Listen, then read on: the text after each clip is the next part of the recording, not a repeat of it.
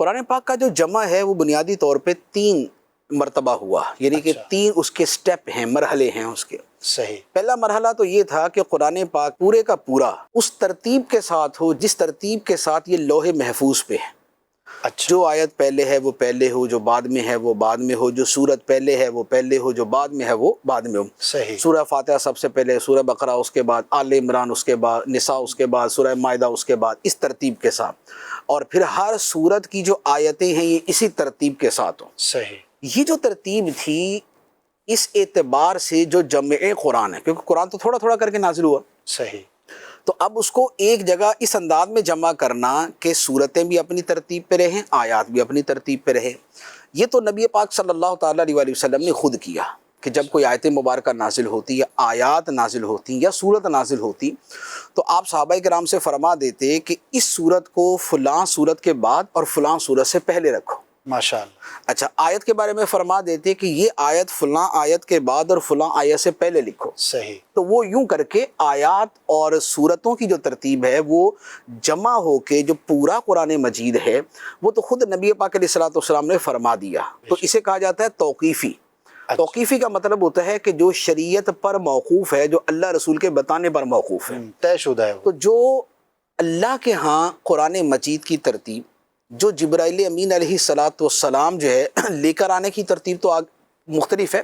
لیکن جو لوح محفوظ پہ ترتیب ہے وہ، اور پھر اس کے بعد جب قرآن مجید مکمل ہوا تو جو ترتیب جو ہے وہ بنی، یہ وہ ترتیب ہے کہ اس اعتبار سے جو جمع ہے، سبحان اس اعتبار سے تو نبی پاک صلی اللہ تعالیٰ علیہ وآلہ وسلم جامع القرآن۔ سبحان اللہ۔ پھر اس کے بعد دوسری مرتبہ جو جمع کا کام ہوا وہ تھا سیدنا صدیق اکبر رضی اللہ تعالیٰ عنہ کا، کیونکہ آپ کے زمانے میں یہ ہوا کہ ایک جنگ کے اندر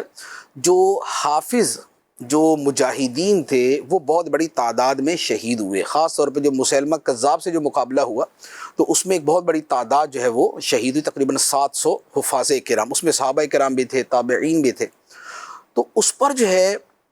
پھر بعض صحابہ کرام نے جو ہے وہ کہا حضرت حذیفہ رضی اللہ تعالیٰ عنہ نے کہ یہ تو بڑا مسئلہ ہو جائے گا اگر اس طرح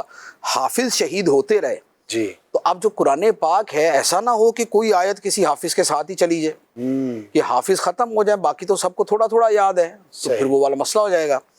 تو انہوں نے سیدنا عمر فاروق رضی اللہ تعالیٰ عنہ سے کہا، حضرت عمر فاروق رضی اللہ تعالیٰ عنہ صدیق اکبر رضی اللہ تعالیٰ عنہ کے پاس ہے، حضرت عمر فاروق رضی اللہ تعالیٰ عنہ نے یہ کہا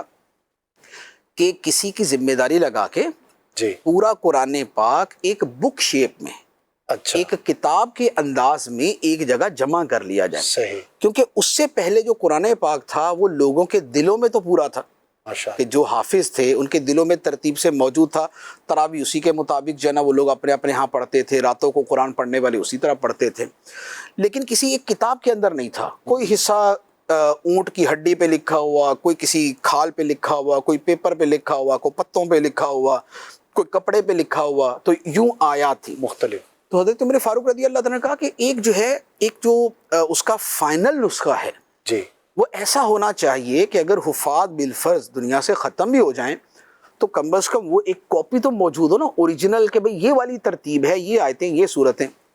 ماشاءاللہ۔ تو سیدنا ابو بکر صدیق رضی اللہ تعالیٰ عنہ نے جواب دیا کہ میں وہ کام کیسے کروں کہ جو کام سرکار دو عالم صلی اللہ علیہ وسلم نے نہیں کیا، اللہ اکبر۔ کیونکہ یہ ایک ذہن میں تو آتا ہے نا کہ بھئی کام ضروری ہوتا تو سرکار بھی کرتے، صحیح، جب نبی پاک علیہ الصلوۃ والسلام نے نہیں کیا تو ہم کیوں کریں؟ ہم کیوں کریں؟ تو یہ ایک اشکال تھا۔ صحیح، تو اس پر حضرت عمر فاروق رضی اللہ تعالیٰ عنہ نے کہا کہ اگرچہ نبی پاک علیہ الصلوۃ والسلام نے یہ کام نہیں کیا لیکن کام اچھا ہے، صحیح، کام اچھا ہے کہ اس میں امت کا بہت بڑا بھلا ہے۔ تو بہرحال یوں آپس میں گفتگو ہوتی رہی، بالآخر صدیق اکبر رضی اللہ تعالیٰ عنہ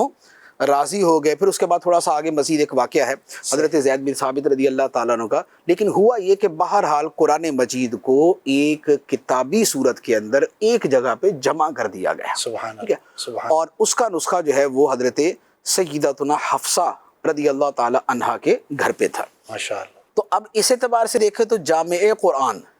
صدیق اکبر رضی اللہ تعالیٰ۔ بے شک۔ اچھا، لیکن اس کے ساتھ ایک اور چیز دیکھیں تو اس میں پیچھے محرک حضرت سیدنا عمر فاروق رضی اللہ تعالیٰ، جی، مشورہ تو آپ نے دیا، تو گویا بلکہ راضی کیا، دلائل دے کے۔ امت جو آج قرآن مجید پڑھ رہی ہے اور آسانی کے ساتھ ان کے سامنے موجود ہے، جی، اس میں سیدنا عمر فاروق رضی اللہ تعالیٰ عنہ کا احسان، سبحان سیدنا اللہ، صدیق اکبر رضی اللہ تعالیٰ عنہ کا احسان ہے۔ سبحان اللہ، اب اس کے بعد اب سوال یہ ہوتا ہے، یہ اعلیٰ حضرت علیہ رحمہ کا ایک پورا رسالہ ہے اس کے اوپر، کہ جب جمع کیا صدیق اکبر رضی اللہ تعالیٰ عنہ، جی ٹھیک، اور اس کی ترغیب اور تائید اور جو ہے وہ سب کچھ جو ہے وہ حضرت عمر فاروق رضی اللہ عنہ کیا،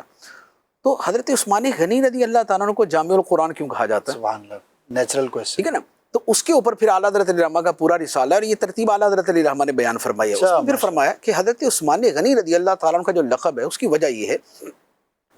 کہ جب اسلام بہت سارے ممالک میں پھیل گیا جی اور عجمی جو علاقے تھے وہاں تک بھی اسلام پہنچا، پہلے عرب میں تھا، عرب سے دیگر عرب ملکوں میں، پھر عجم کے ملکوں میں گیا، تو اس پر کیا ہوا کہ اس پہ ایک صحابی نے آ کے حضرت عثمان غنی رضی اللہ تعالیٰ عنہ سے کہا کہ بھئی یہاں تو قرآن مجید کے اعتبار سے اتنا مسئلہ نہیں ہو رہا، صحیح، لیکن دوسرے علاقوں میں یہ ہو رہا ہے کہ قرآن پاک کو پڑھنے کی مختلف اجازتیں تھیں، مختلف انداز میں پڑھنے کی اجازتیں تھیں، صحیح، کیونکہ قریش کی لغت کچھ اور تھی اور دوسرے کچھ قبیلوں کی اور تھی، تیسرے قبیلے کی کچھ اور تھی، اور سب کو یہ اجازت تھی کہ قرآن کے الفاظ کو اپنی لغت کے مطابق پڑھ لے۔ صحیح،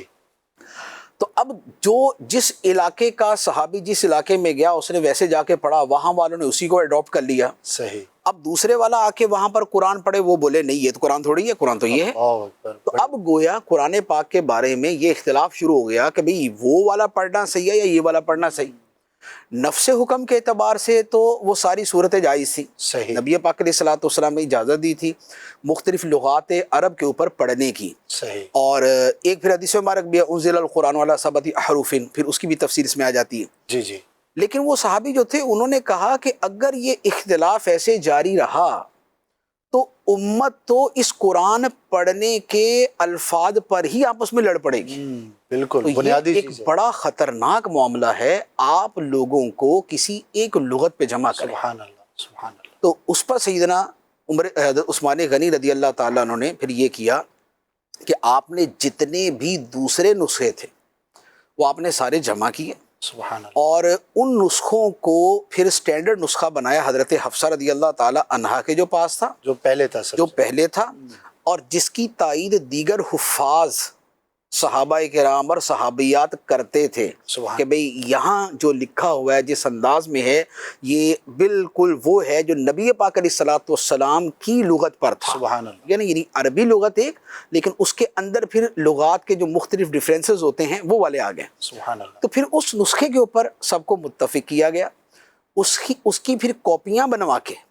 سیدنا عثمان غنی رضی اللہ تعالیٰ عنہ نے پھر پوری اسلامی مملکت میں بھیجی، کیا بات ہے، اور پوری امت کو ایک انداز کے اوپر جمع فرمایا، سبحان اللہ، اور وہ جو اضافی تھے وہ سارے کے سارے آپ نے جو ہے وہ رپوش کر دیے، وہ آپ نے سائیڈ میں کر دیے۔ تو اب جو امت پڑھتی ہے سبحان اللہ، وہ سیدنا عثمان غنی رضی اللہ تعالیٰ عنہ کے اسی متفق علیہ، واہ، جس پر پھر سب صحابہ کرام متفق ہوئے، جس پر ائمہ متفق ہوئے، جس پر امت متفق ہوئی، یہ وہ والا ہمارے سامنے نسخہ ہے جو چلتا آ رہا ہے۔ سبحان اللہ، تو یہ چونکہ کارنامہ سیدنا عثمان غنی رضی اللہ تعالیٰ عنہ کا ہے،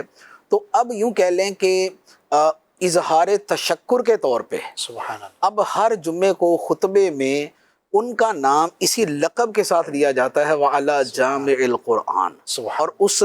ہستی پر سلام ہو واہ، کہ جو قرآن مجید کو جمع کرنے۔ کیا بات ہے۔